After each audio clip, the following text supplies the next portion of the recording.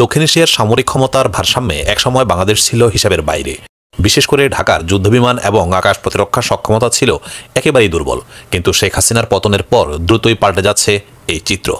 অন্তর্বর্তী সরকার সামরিক শক্তি বাড়াতে এমন কিছু পদক্ষেপ নিয়েছে যা বাংলাদেশকে পরিণত করেছে এক গুরুত্বপূর্ণ খেলোয়াড়ে। ইতিমধ্যে চীন থেকে 20টি J-10C যুদ্ধবিমান কেনার উদ্যোগ নিয়েছে বাংলাদেশ।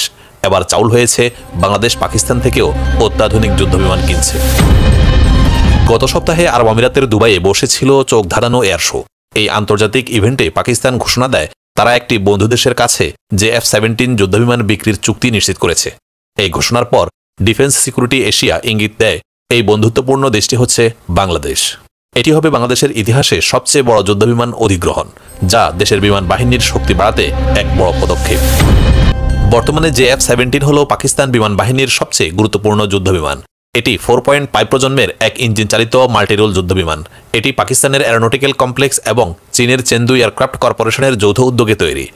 F-17 ঠান্ডার ড্রপ ট্যাঙ্ক সহ 3482 কিলোমিটার পাল্লার অধিকারী।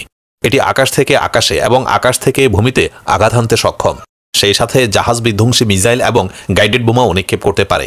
F-17 একটি 23 মিমি টুইন ব্যারেল কামান দিয়ে সজ্জিত। এর আগে চীনের তৈরি 20টি J-10C যুদ্ধবিমান কেনার উদ্যোগ নেয় অন্তর্বর্তী সরকার, যার জন্য খরচ হবে 15,000 কোটি টাকারও বেশি। এই মাল্টিরোল যুদ্ধবিমান প্রতিরক্ষা এবং আক্রমণ দুই ধরনের কাজেই পারদর্শী। 4.5 প্রজন্মের এই যুদ্ধবিমান রাডারের ক্ষেত্রে রাফায়েলের চেয়েও বেশি শক্তিশালী বলে ধারণা করা হয়। এটি বিমানবাহী রণতরী এবং ভূমিতে থাকা ঘাঁটি থেকে পরিচালনা করার জন্য ডিজাইন করা হয়েছে।